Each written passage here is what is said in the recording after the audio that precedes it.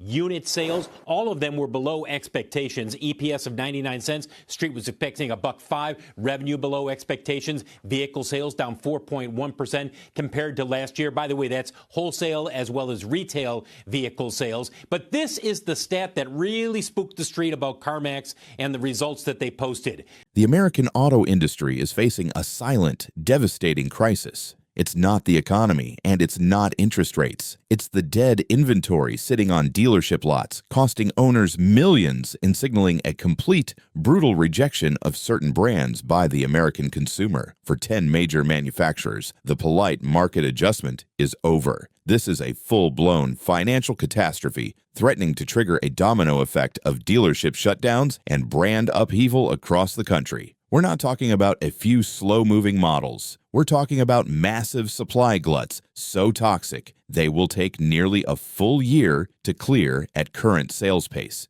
Dealers made a catastrophic gamble on the wrong cars at the wrong price, and the bill is finally coming due. Today, we're exposing the secret financial burden forcing dealers to dump vehicles at fire sale prices, the existential threats facing iconic brands, and the hidden danger for any buyer looking to snag one of these shocking deals. For years, a 75-day supply was the golden rule of a healthy dealership that meant enough vehicles to last about 2.5 months. What we're seeing today is an unthinkable deviation. Data reveals nearly a dozen models are now sitting on lots with a 200 to 332-day supply. This isn't a shortage. It's a market flood of cars nobody wants, turning millions of dollars in inventory into financial anchors. What most people don't grasp is the financial violence this inflicts on dealers. Every single car on a lot is financed through what's called floor plan financing, a high-interest loan. At today's rates, a $70,000 luxury vehicle costs a dealer approximately $90 per day in pure interest alone. For a car sitting for a soul-crushing 300 days,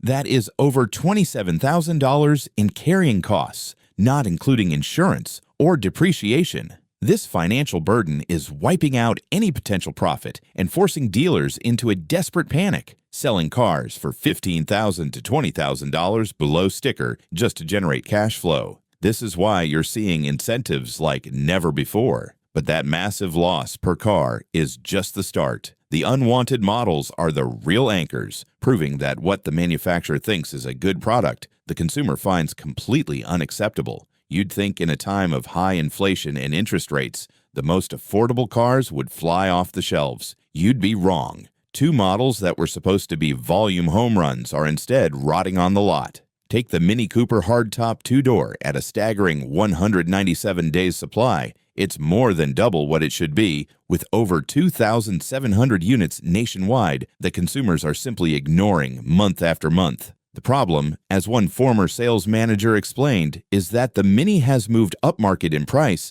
but hasn't had a full redesign in years. It feels outdated compared to its competition. But even more brutally exposed is the Jeep Compass at 198 days supply. At under $32,000, this should be Jeep's entry point, yet nearly 22,000 units are clogging up dealer space. Why?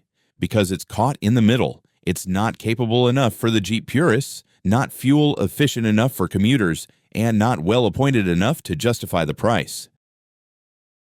Buyers are rejecting mediocrity. Even more shocking is the Nissan Versa sedan with an over 200 one-day supply. At just $21,000, it's one of the cheapest new cars you can buy, yet almost 15,000 remain unsold. This proves a harsh new reality. Consumers are no longer willing to sacrifice features and perceived quality just to save a few dollars. They are either stretching their budget for better tech or staying out of the new car market entirely. The failure of the affordable segment is proof that product rejection is a more powerful force than the need for a bargain. While middle-class models struggle, the ultra-wealthy are also rejecting their luxury toys, and the consequences are far more brutal. Moving dramatically up the price ladder, the pain doesn't stop. It gets more expensive. The venerable Mercedes-Benz SL Roadster is languishing at a 199-day supply. A $163,000 icon of German engineering is now a $200 per day liability for dealers, representing over $87 million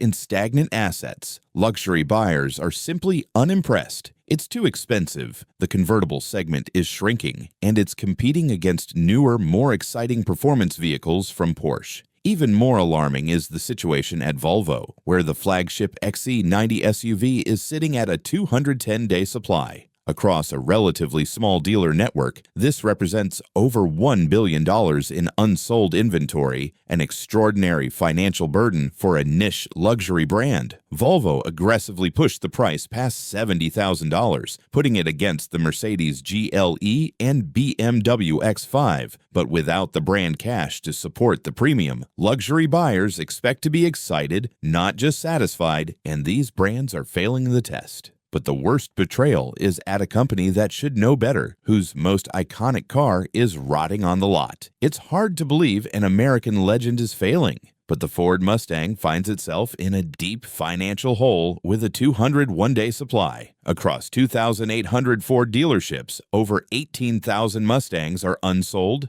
The problem? The average price has ballooned to $50,000. The Mustang has quietly evolved from an affordable performance bargain into a near luxury item, pushing it beyond what the traditional buyer can afford. The performance heritage isn't enough to justify competing with entry-level European luxury cars and practical, feature-packed SUVs. This shift in positioning has backfired spectacularly. The typical Ford dealership now has 6 or 7 unsold Mustangs, each one representing significant capital, tied up in slow-moving inventory during a period of agonizingly high interest rates. Ford gambled that the brand power could support a dramatic price hike, and the market has definitively told them they were dead wrong. The struggle doesn't stop there. Audi also claims 2 spots on this list, with both the A6 and A4 sedans sitting at 224 and 258 days supply, respectively. Audi's luxury sedans are now a collective $500 million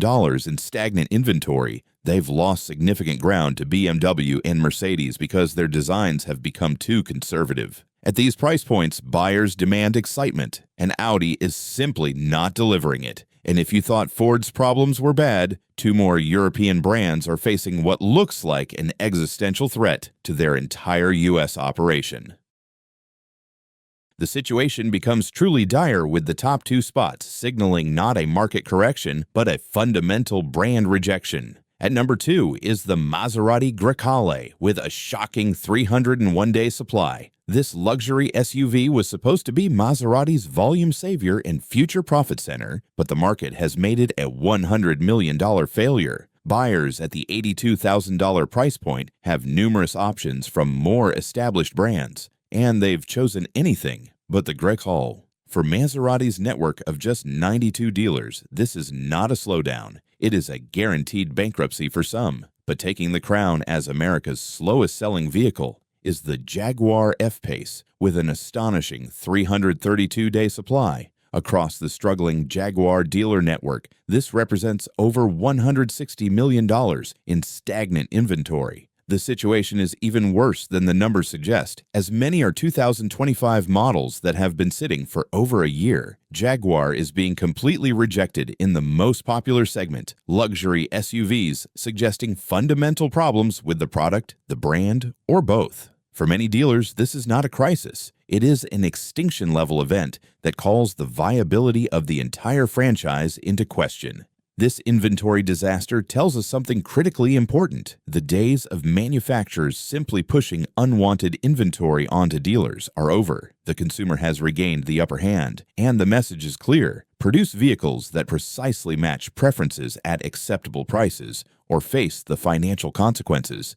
This is why you're starting to see truly desperate measures at dealerships across the country. Discounts of 20% or more below MSRP are becoming common on these models. Dealer-added accessories are being thrown in for free, and some dealers are even selling vehicles below their invoice cost just to generate cash flow. The resulting desperation has created what might be the best car buying opportunity of the decade on specific models. dealers are offering unprecedented discounts just to clear their lots. We are seeing 25% to 35% off MSRP on models like the Volvo XC90 and Audi sedans, translating to $15,000 to $20,000 in savings. In extreme cases, like the rejected Jaguar F-Pace, dealers are offering discounts of up to $30,000 off the original sticker price. But before you rush to take advantage of these fire sale prices, you must understand the hidden danger, the one the dealers aren't talking about vehicles that dealers can't sell, when new face even greater challenges on the resale market. The same reasons they were rejected. Outdated technology, questionable styling, poor fuel economy, or reliability concerns will decimate their trade-in value. This means the car you buy at a great deal today will almost certainly suffer accelerated depreciation, potentially wiping out all your upfront savings just 3 or 4 years from now. That amazing deal could turn into a financial anchor. The power has shifted and dealers are exposed, but buying one of these market-rejected cars is a high-stakes gamble. This crisis will likely force manufacturers to align production more closely with what buyers actually want. But for now, the data is a clear roadmap to the deepest discounts you'll ever see.